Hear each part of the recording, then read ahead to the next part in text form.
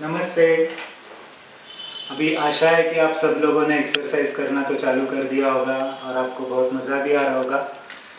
तो अब थोड़ा और आगे बढ़ते हैं। हमने ये सब चीज़ों की बात कर ली, कब करना है, कैसे करना है वगैरह। तो अभी आप जब एक्सरसाइज कर रहे हैं और स्पेशली अगर आपका एज 40 से ज़्यादा है तो आपको थोड़ी और केयर आपकी खुद की लेनी है। वो मतलब बीच बीच में आपके इन्वेस्टिगेशन करते रहना। तो इसकी एक थोड़ी सी ज़रूरत होती है, क्योंकि बहुत बार बहुत सी बीमारियाँ ऐसी है कि जिसके कोई लक्षण नहीं होते लेकिन वो आपके अंदर होती है, तो वो सिर्फ इन्वेस्टिगेट करके ही आपको पता लग सकती है। तो उसमें से सबसे महत्वपूर्ण जो है कि आपकी ब्लड शुगर चेक करना और आपका कोलेस्ट्रॉल या लिपिड प्रोफाइल हम जिसे कहते हैं। तो ये दो टाइप के जो इन्वेस्टिगेशन है वो बीच बीच में, मतलब साल में एक बार अगर वो नॉर्मल है तो साल में एक बार आपको करवाना है। अगर नॉर्मल नहीं है तो ऑब्वियसली आपको आपके डॉक्टर से मिलना है, उनसे सलाह लेना है और उस तरह से फिर आपको एक्सरसाइज वर्कआउट आपका प्लान करना है। तीसरी चीज़ है जो आपका ब्लड प्रेशर, वो भी बीच बीच में ऐसे 3 महीने में 6 महीने में एक बार आपके डॉक्टर के पास जाके उनसे वो आपको चेक करवाना है।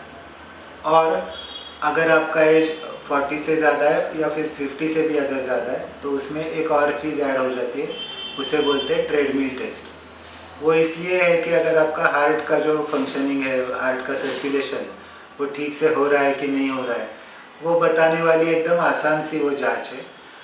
कुछ लोगों में उससे भी बड़ी जांच करने की ज़रूरत पड़ सकती है, वो भी आपको आपके डॉक्टर बता सकते हैं। लेकिन अगर ये बेसिक ये 3-4 चीज़ अगर आप साल में एक बार करते रहे और वो नॉर्मल है ऐसे आपको पता है, तो व्यायाम से अगर कुछ अनहोनी भी होनी हो तो भी आपको पहले से ही उसमें पता चल जाता है। तो पहले हमने जो बोला कि आपको लिमिट में व्यायाम करना है हार्ट रेट का, ये एक चीज़। और दूसरी, आपकी जो बेसिक जो सब सिस्टम है वो अच्छे से चल रही है कि नहीं चल रही है, उसके लिए ये आपको इन्वेस्टिगेशन आपको उसकी मार्गदर्शन करेगा। तो ये एक चीज़ हो गई। दूसरी चीज़ ऐसी है कि अगर आप व्यायाम कर रहे हैं, मतलब मसल को आपको बिल्टअप करना है, तो व्यायाम से तो वो हो जाएगा, लेकिन उसके साथ उतना न्यूट्रिशन वाला डाइट लेना भी उतना ही ज़रूरी है। अगर आप यहाँ पे बहुत अच्छे से एक्सरसाइज कर रहे हैं और बाहर जाके जंक फूड खा रहे हैं तो फिर उसका कोई फ़ायदा नहीं, उल्टा नुकसान होने की संभावना ज़्यादा है। तो डाइट में जो रहते बहुत प्रकार के आपको पैटर्न देखने को मिलेंगे, तो आप चाहे तो आपके डाइटिशियन से भी कंसल्ट करें, या फिर एज अ नॉर्मल ट्रेंड एक आम आदमी के लिए जिसको आपको फिट रखना है अपने आप को, बस बहुत ज़्यादा अपेक्षा नहीं है, तो उसमें जो भी आप कुछ वर्कआउट कर रहे हो उसके साथ डाइट में थोड़ा प्रोटीन का प्रमाण आपको ज़्यादा लेना ज़रूरी है। तो प्रोटीन कहाँ से आता है? ऑब्वियसली नॉनवेज तो सबको पता है, लेकिन सभी लोग नॉन वेजिटेरियन होते भी नहीं। हम ऐसे नहीं कहते कि नॉनवेज खाया तो अच्छा या नॉनवेज खाया तो बुरा, जिसकी जितनी जैसी उसको अच्छा लगे वो कर सकता है।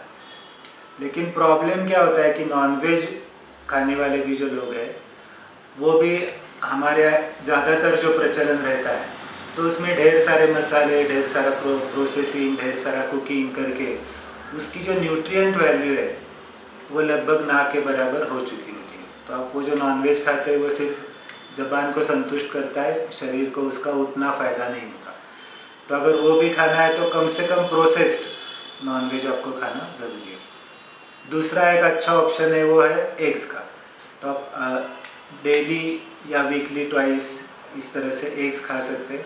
उसमें भी आपको थोड़ा सा ध्यान रखना है कि जो एग वाइट रहता है बाहर का, बॉइल्ड एग का, तो वो अच्छा है। बीच वाला जो येलो पार्ट रहता है वो थोड़ा सा कोलेस्ट्रॉल में रिच वगैरह इस तरह से हो सकता है, तो वो भी आप थोड़ा कम खाएं। एक खाना है मतलब आपको ऑमलेट करके या उसमें ऑयल यूज़ करके नहीं, तो बॉइल्ड एग आप हफ्ते में 1-2 बार चाहे तो ले सकते हैं। तीसरा जो ऑप्शन आता है वो पनीर का है। तो पनीर भी किसी स्टैंडर्ड डेयरी से, क्योंकि आजकल हम सुनते हैं उसमें इतनी सारी मिलावट है, ये है वो है, तो कोई भी स्टैंडर्ड डेयरी से अच्छा पनीर लाके आप हफ्ते में 1-आध बार खा सके तो वो भी एक अच्छा प्रोटीन का सप्लीमेंट आपके लिए हो सकता है। और सबसे कम से कम जो हर एक के घर में होता ही है और जिसमें भी प्रोटीन का अच्छा कंसंट्रेशन होता है वो है दाल। तो भी सभी प्रकार की जो दाल है उसमें भी अच्छा प्रोटीन रहता है। तो उसी दाल को अगर हम आयुर्वेद के हिसाब से देखें तो मूंग की जो दाल है बिना छिलका वाली पीले कलर की, तो वो सबसे अच्छी रहती है। तो अगर आप वो रात भर भिगो के रखें और फिर सुबह उसका सेवन करें एक्सरसाइज के बाद, तो वो भी आपको अच्छा खासा प्रोटीन एक आम आदमी के फिटनेस के एक्सपेक्टेशन को जो पूरा कर सके उतनी दे सकती है। उसके साथ आप चाहे तो मूंगफली जो रहती है वो भी भिगो के, तो वो भी ओवरनाइट भिगो के आप सुबह खा सके। तो अभी वो कितना खाना है वो भी एक क्वेश्चन आ सकता है। वो अभी आपको अपनी अपनी ज़रूरत से, आपका वेट कितना है, आपका दिन भर का काम कैसे रहता है, आप वर्कआउट कितनी स्ट्रेंथ का करते हैं, उस पर वो निर्भर होगा। तो फिर से उसके लिए अगर आप चाहें तो आप किसी आपके नज़दीकी डॉक्टर से भी सलाह मशवरा उसके बारे में कर सकते हैं। तो एक तो अच्छे से एक्सरसाइज करना है, बीच बीच में खुद को इन्वेस्टिगेट करते रहना है, और थोड़ा सा अच्छा खाना जिसकी न्यूट्रिशन वैल्यू अच्छी है वो आपको ज़्यादा उसमें एडॉप्ट करने की ज़रूरत है, ना कि जंक फूड टाइप ऑफ। तो जब आप एक्सरसाइज करते हो तो आपको अंदर से ही इतनी पॉजिटिव और अच्छी ऊर्जा निर्माण हो जाती है कि आप अंदर से ही वो सब चीज़ खाना नहीं चाहते या फिर उसको रिपेल करना चाहते।